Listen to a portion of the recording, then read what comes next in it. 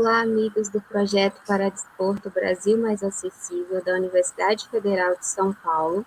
Nosso projeto conta com o apoio da Secretaria Nacional do Paradesporto. Nossa entrevistada de hoje é a professora Rosicler Ravanche, também conhecida como Rose, diretamente de Joinville, Santa Catarina. Nosso bate-papo de hoje tratará do tema Desenvolvimento de Escolinha do Paradesporto. Por onde começar? Eu, Geisiane Mello, irei conduzir essa conversa que tem como objetivo discutir a intervenção pedagógica junto à pessoa com deficiência por meio do paradesporto. A professora Rose tem licenciatura em Educação Física pela Universidade da Região de Joinville, Univille, pós-graduada em Treinamento Desportivo pela Universidade Gama Filho, ex-técnica de atletismo paralímpico do Centro Esportivo para Pessoas Especiais, o CEP, de 2000 a 2021, coordenadora da área de paradesporto da Secretaria de Esporte de Joinville desde 2009, foi assessora técnica do FESPORT, Federação Catarinense de Desporto, na implementação dos Jogos Paradesportivos de Santa Catarina, membro da Educação Paralímpica do Comitê Paralímpico Brasileiro desde 2010, facilitadora do programa Nepal Sport Science University para parcerias bilaterais estratégicas por meio do esporte de 2020 a 2021. Professora Rose, muito bem-vinda. Muito obrigada por aceitar o nosso convite, por essa conversa sobre o paradesporto. Seja bem-vinda. Boa noite, muito obrigada. Eu quem agradeço imensamente esse convite, fiquei muito feliz, muito honrada. Aproveito aqui para agradecer com certeza ao professor Ciro, que tem um dedo nesse convite, e também a professora Ruth, que com certeza também deve ter dito, não, pode convidar. Então, eu agradeço demais, viu? Muito obrigada. E eu acho que é sempre muito importante a gente ter a oportunidade de falar o que a gente faz, né? E sair dos grandes centros e podermos ir também para cidades consideradas menores, sendo Joinville a maior cidade do estado de Santa Catarina, mas não sendo uma capital, ela ainda é uma cidade pequena, aí de 600 mil habitantes. Então, muito obrigada mais uma vez pelo convite, me sinto muito honrada. Nós que agradecemos em nome do projeto, do professor Ciro, essa oportunidade de estar aqui compartilhando e ouvindo tantas histórias que você vivenciou ao longo de mais de 30 anos de experiência na área do paradesporto, e pensando nesse amplo contexto, nessa larga experiência que a senhora tem no paradesporto, da iniciação ao alto rendimento, gostaria que você contasse para o nosso público quais os caminhos básicos para desenvolver o paradesporto e qual a importância da escolinha do paradesporto. Bem, eu acredito, eu tenho usado ultimamente muito uma frase quando estou nos cursos de capacitação ou com os nossos profissionais aqui mesmo da secretaria, que nós viemos de uma história em que o paradesporto ele tem uma pirâmide invertida. Ao longo da história do movimento da pessoa com deficiência, a gente sabe que tudo começou do mais velho e não do mais novo, como é a teoria do esporte, né? Como seria ou como é a base do esporte convencional. E isso não mudaria em relação ao esporte convencional para o paradesporto se nós tivéssemos realmente a pirâmide do formato que ela é. Mas nós não somos, ela realmente ela é invertida. Ao longo da história, nós estamos mudando isso. Então, ao longo desses últimos 20 anos, a gente vê essa pirâmide querer inverter e a gente realmente começar essa estrutura de escolinha na fase correta, né? A partir das escolinhas dos 5 aos 12 anos, com toda a estrutura pedagógica da base, até a gente chegar na iniciação e chegarmos ao topo. Mas, por outro lado, eu também acredito que a pirâmide ela não vai se inverter por total, por completo. porque no paradesporto nós sempre ainda teremos alguém que iniciará aos 18, aos 17, aos 23, aos 25, pelo contexto da forma como a gente acaba entrando, como eles acabam entrando no movimento paralímpico. Por exemplo, eu posso usar um exemplo de um rapaz que nós recente conhecemos ontem, 35 dias de amputação da perna por um acidente de moto, com 18 anos, quase 19. Então, essa pirâmide ela não vai inverter. Mas Sim, hoje a gente já vê essa pirâmide a nível escolar, ela realmente ela ficou mais posicionada. Ela vai melhorar muito, ela vai ficar muito, tanto que são os resultados que a gente vê hoje acontecendo já no movimento e no esporte a nível nacional. Então, a gente vê isso hoje fomentando em relação a esse grande movimento de construção do esporte paralímpico no país inteiro, né? E então a pirâmide está se invertendo. E a importância da iniciação é exatamente essa, para que a gente não perca as fases do desenvolvimento.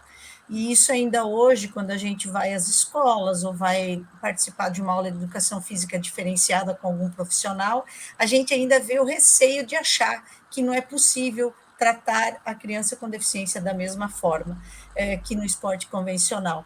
Então, a gente acaba mostrando, a gente está em 2023 e a gente ainda tem muita dificuldade de ver, e ainda, às vezes, me pergunto, meu Deus, mas será que eu não vou levar uma coisa assim tão simples para o professor? E a gente acaba vendo que não, que o professor ainda está espantado, ele ainda não. E eu não consigo mais usar a palavra que ele não está preparado, porque hoje as universidades já estão tratando disso nas suas disciplinas, então isso já não cabe mais, agora já começa a caber um pouco de vontade do profissional que vai estar atuando nessa área, né? Então, a pirâmide vai inverter completamente, eu acredito que não pelo contexto, mas sim, nós estamos melhorando muito isso. sim, sim. E a partir desse contexto apresentado, né, da questão da pirâmide que ainda está invertida, qual tem sido a importância dos festivais paralímpicos escolares para o desenvolvimento da prática esportiva para crianças e adolescentes com deficiência? Bem, a gente iniciou os festivais aqui em 2011, aqui em Joinville, né? Uhum, Tivemos uma interrupção devido à pandemia e devido a um ano que teve um ano de um contratempo por conta do mau tempo em Joinville, chuva, alagamentos, e a gente não fez, depois não deu para fazer, mas então a gente vem desde 2011 fazendo os festivais. Nós chamamos eles de Festival Escolar Paralímpico Recreativo, porque nós fazemos todas as práticas lúdicas e também levamos uma área recreativa para aquela criança que não tem nenhuma condição de estar presente na prática paradesportiva lúdica, por várias situações. Então, a gente acaba criando um ambiente separado, não do mesmo local, mas com brinquedos infláveis acessíveis. Nós fazemos um paralelo para atender essas crianças. E eu acho que a grande importância dos festivais, eles nos dão uma perspectiva de poder ver o que a escola faz, como a escola está atuando, que ainda existem muitas dificuldades para tal. A gente ainda identifica que o professor, na maioria das vezes, e infelizmente, hoje ainda, as inscrições não são feitas pelos profissionais de educação física, e sim pelos profissionais das salas de recurso, da sala do AE, que são os professores que dão assistência à criança com deficiência.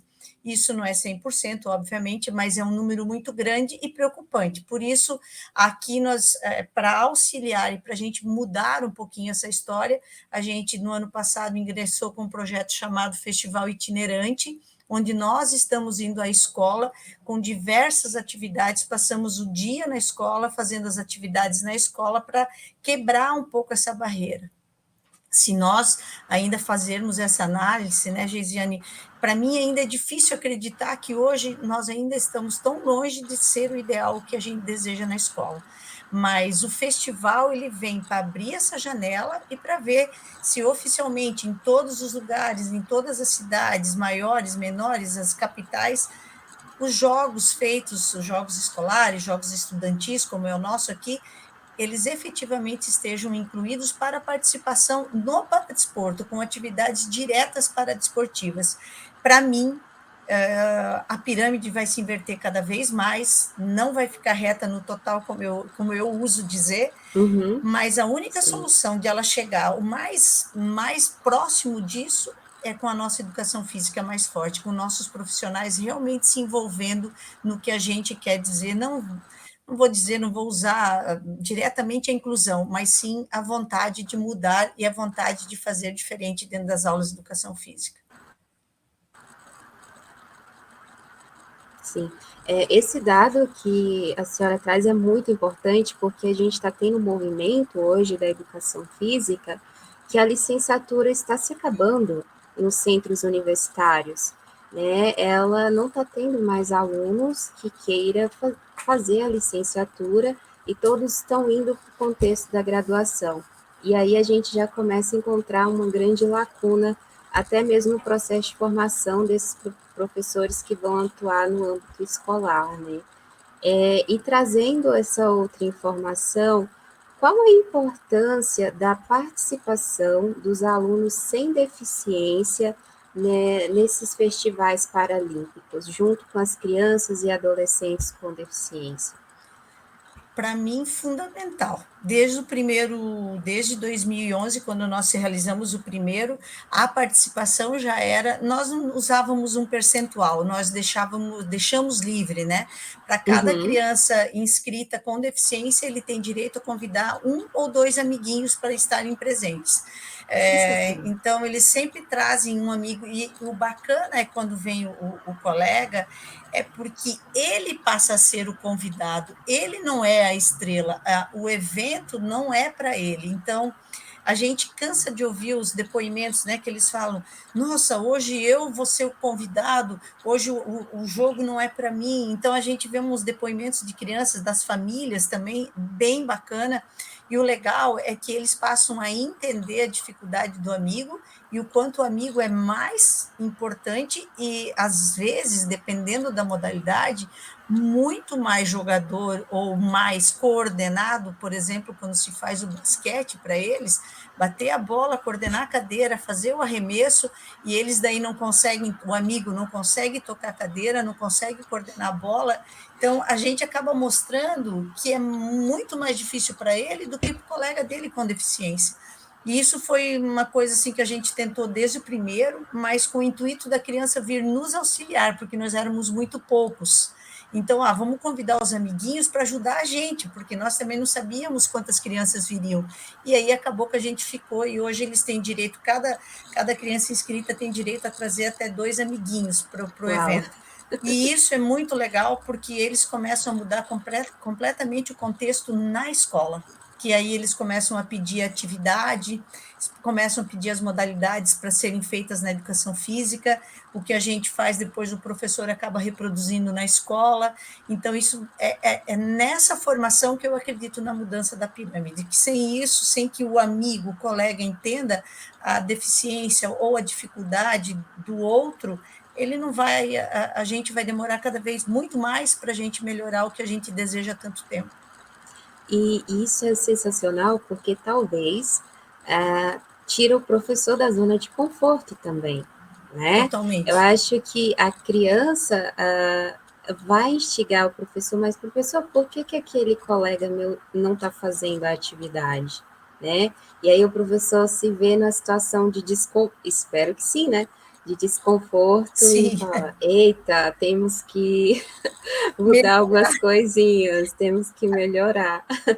a gente faz, não é uma crítica, né, Geisiane, mas assim, eu Não, acho que o professor, ele não esse receio de estar próximo da pessoa com deficiência, da criança com deficiência, medo de machucar, medo de errar.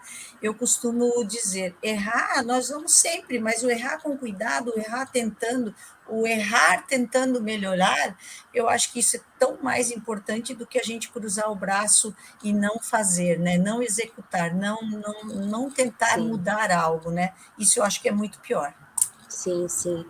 E partindo desse contexto, professora, como as escolinhas de paradesporto, né, os festivais, está sendo utilizado ou estudado na formação de profissionais de educação física, professores, para atuar com a pessoa com deficiência?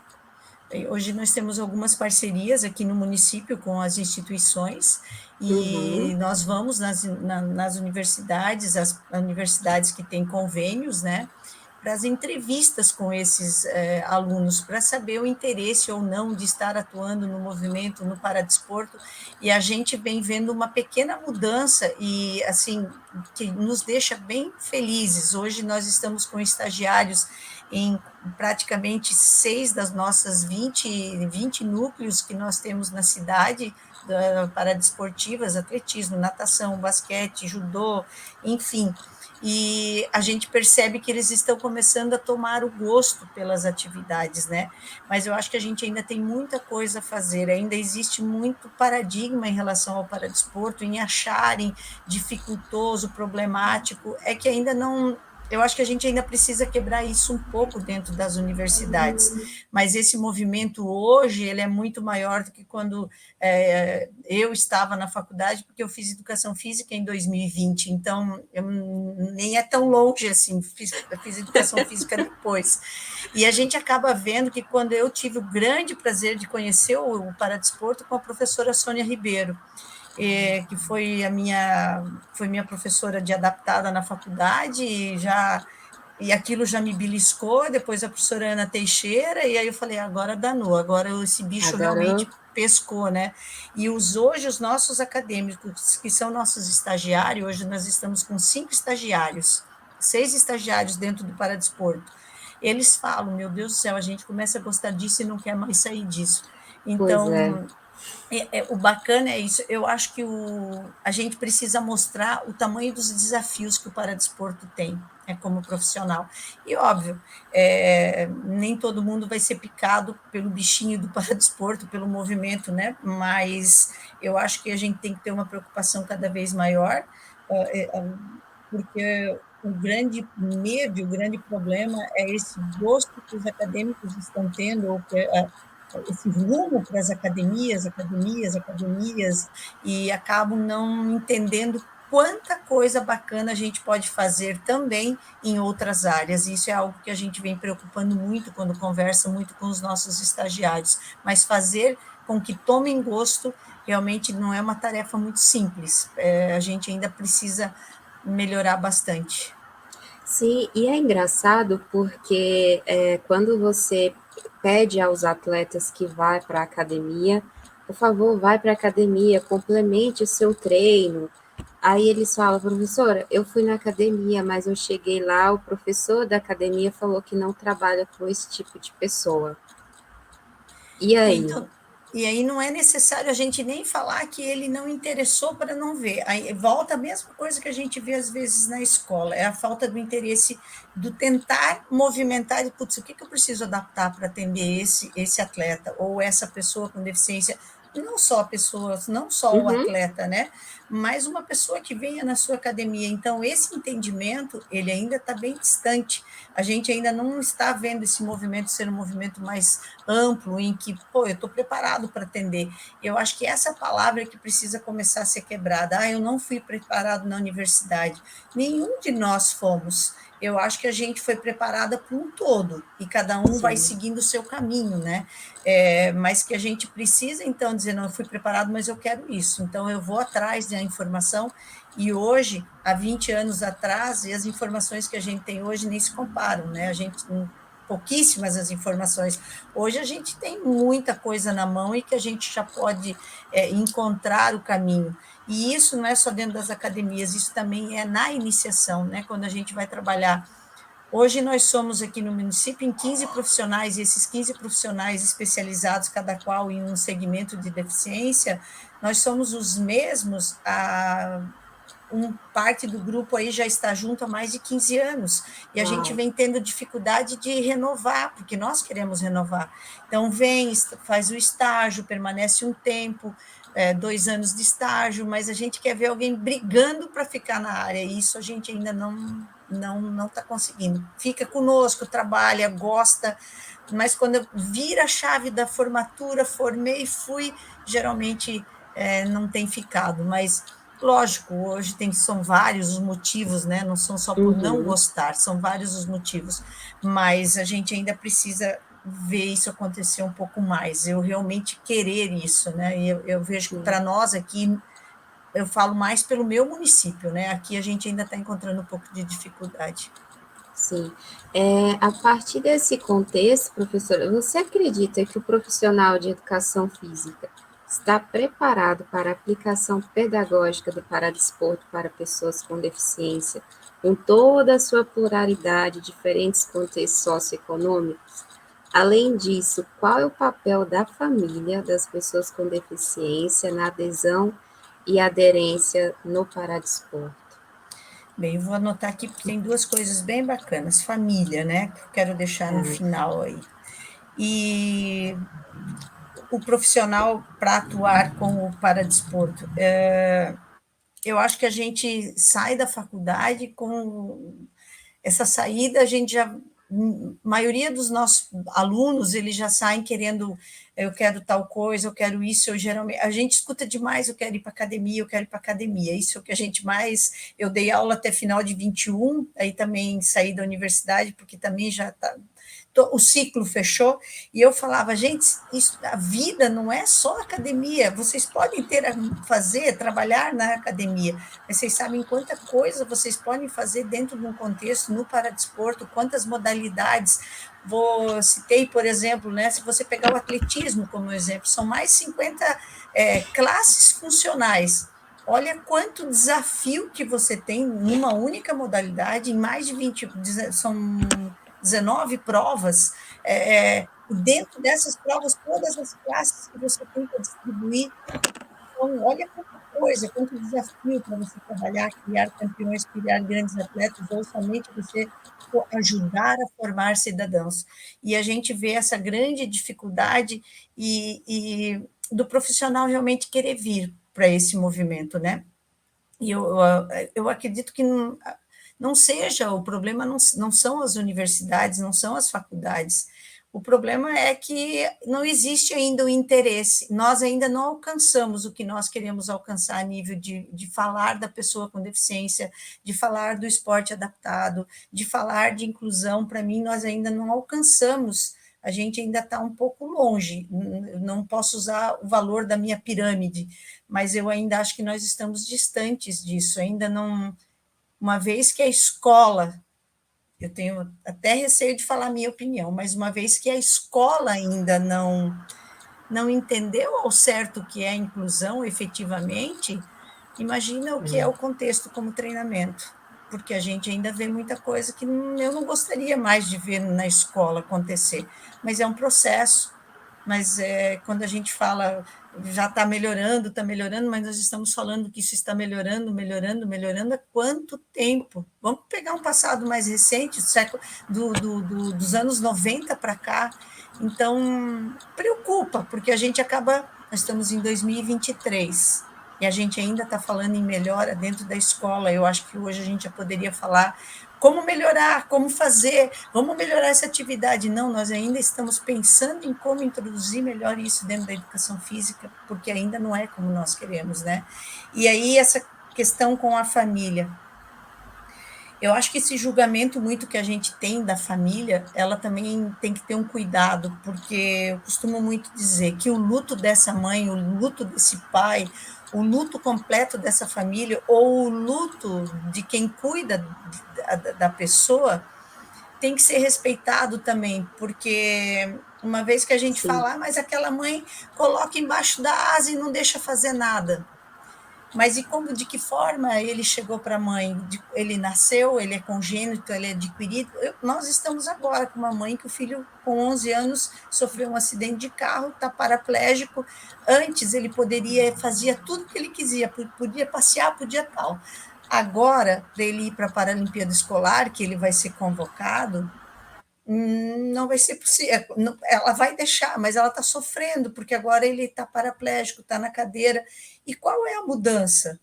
Então, eu não posso interferir nessa dor, porque essa dor é dela. E eu sempre falo para os nossos técnicos, quando eles veem a mãe empurrando a cadeira para chegar na pista ou para chegar no treino do goalball, no basquete, meu Deus, lá vem ela empurrando a cadeira, ele consegue, mas qual é o contexto dela? Por que ela empurra a cadeira? Ou é porque ela está aumenta com pressa, ela precisa entregar o filho no treino para ela fazer algo dela.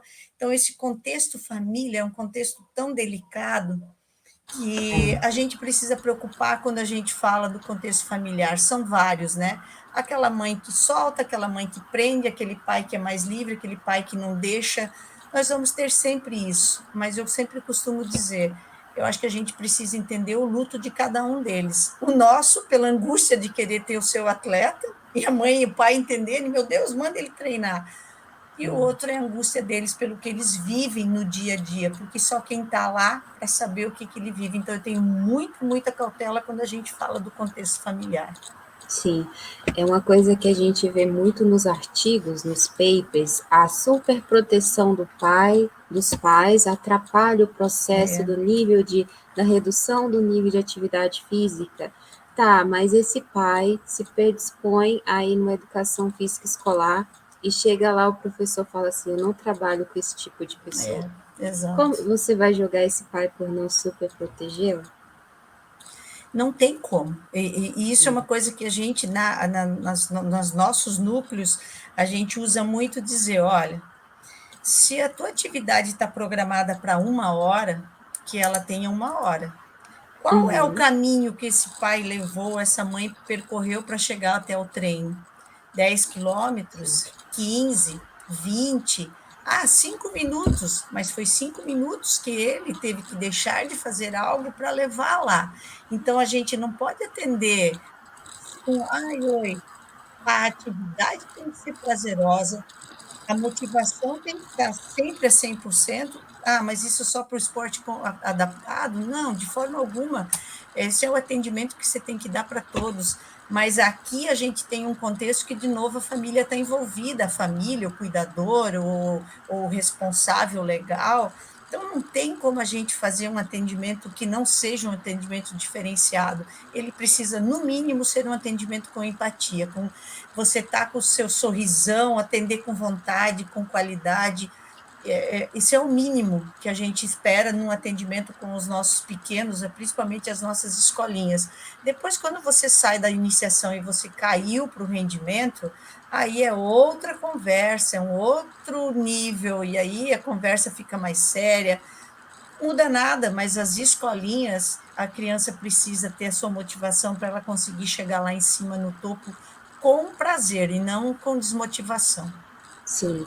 E vale ressaltar, né, professora, que uma coisa é você estar num contexto socioeconômico classe A, B.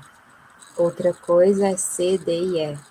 Exato. Porque muitas mães encaram 2 horas de ônibus, transporte público, para levar seu filho em 30 minutos de atendimento, 2 vezes na semana.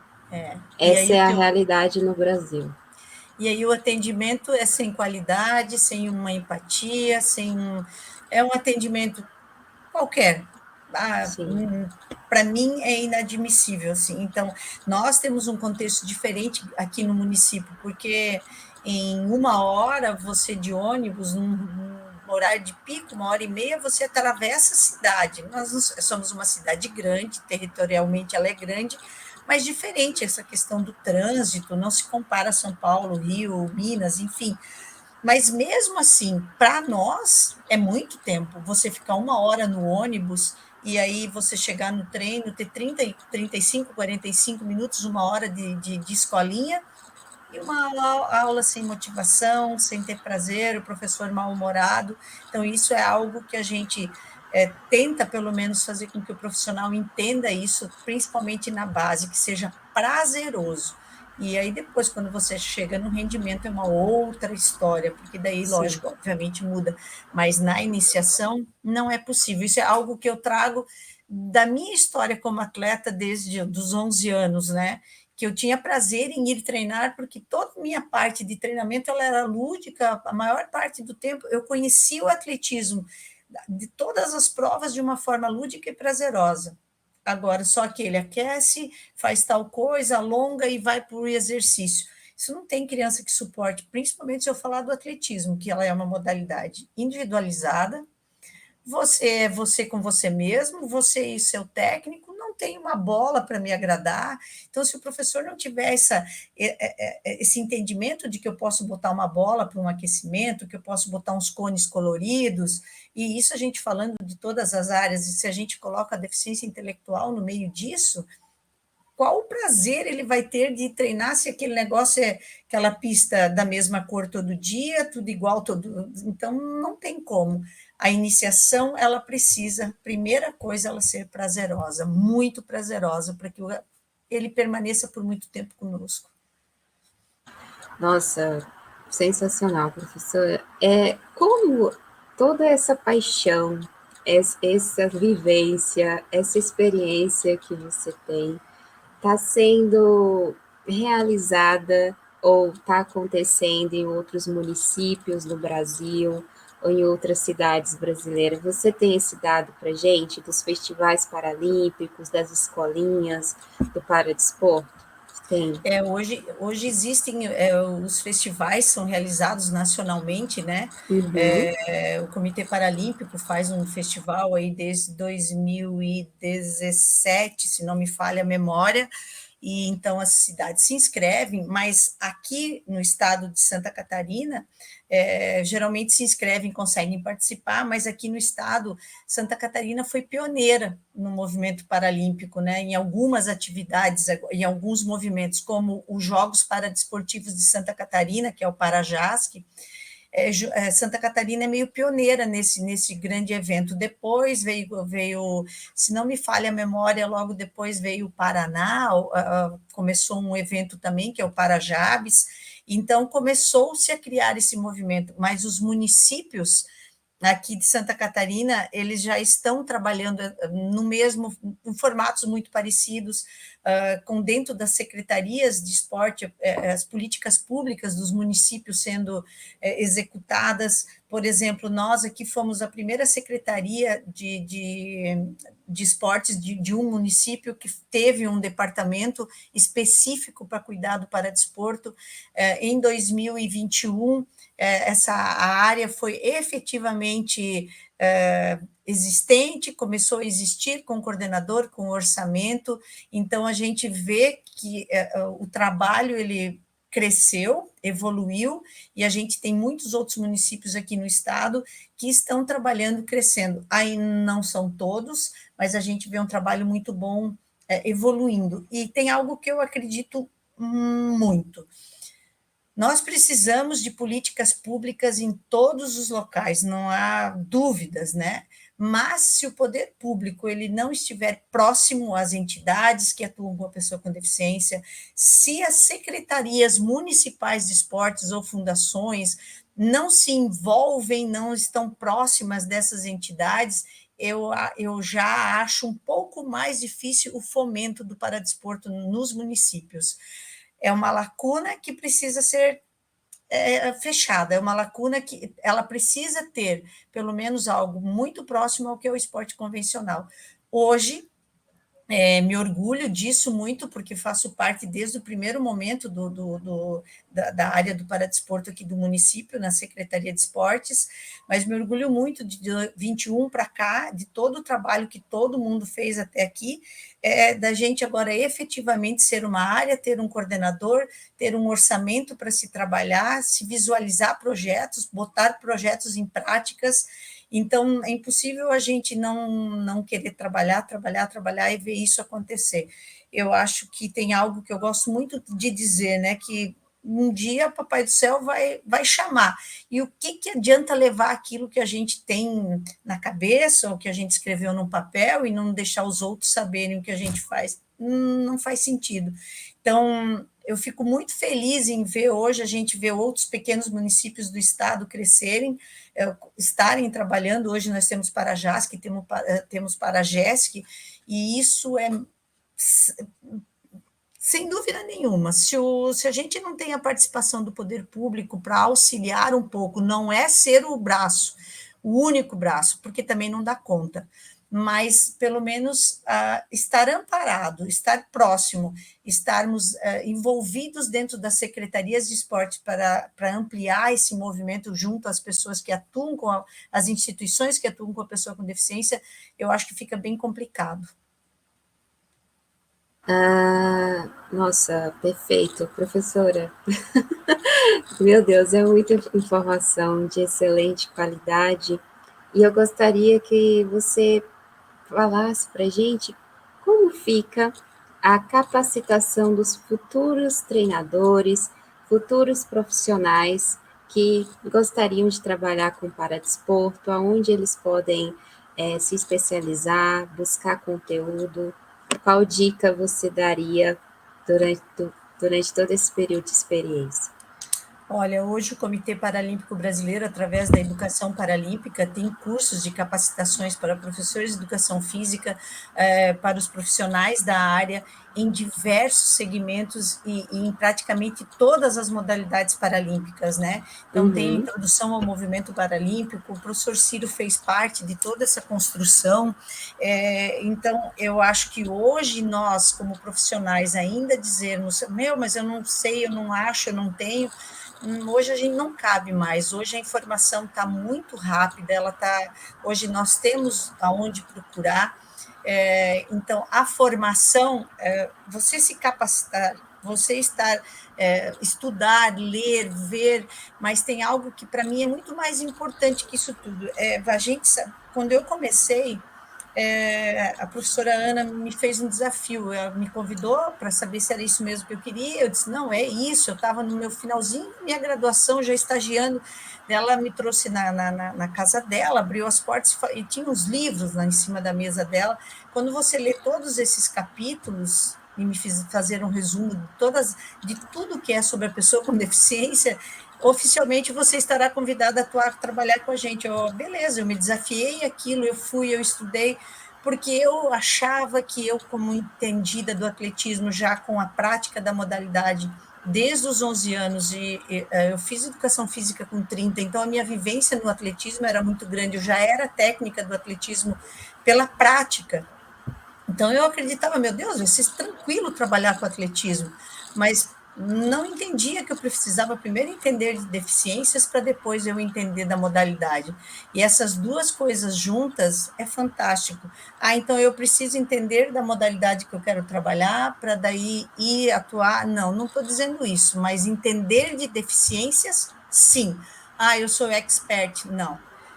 Não tenho nenhuma vergonha de dizer que o caderninho está sempre na mão, o livrinho está na mão. A gente não sabe tudo, e isso não é vergonhoso, mas eu não posso achar que saber da modalidade vai me dar a base. Eu preciso entender de deficiências para querer estar dentro do movimento paralímpico. Se eu não sei o que é deficiência simples, vamos pegar aí qual a diferença de um Down para um intelectual, como eu lido com o espectro de autismo, com várias as diferenças, com surdo, com cego, com um deficiente físico.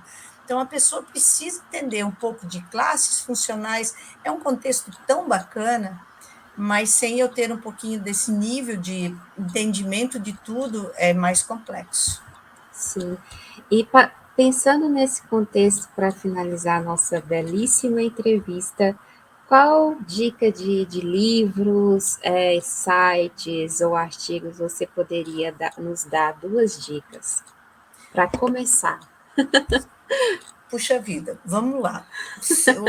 Hoje eu imagino que vou fazer uma propaganda, né? O Ciro acabou de lançar aí, essa semana, a gente escreveu um capítulo sobre atletismo, e eu acho que ali a gente tem muita informação bacana de várias modalidades, né? No Brasil,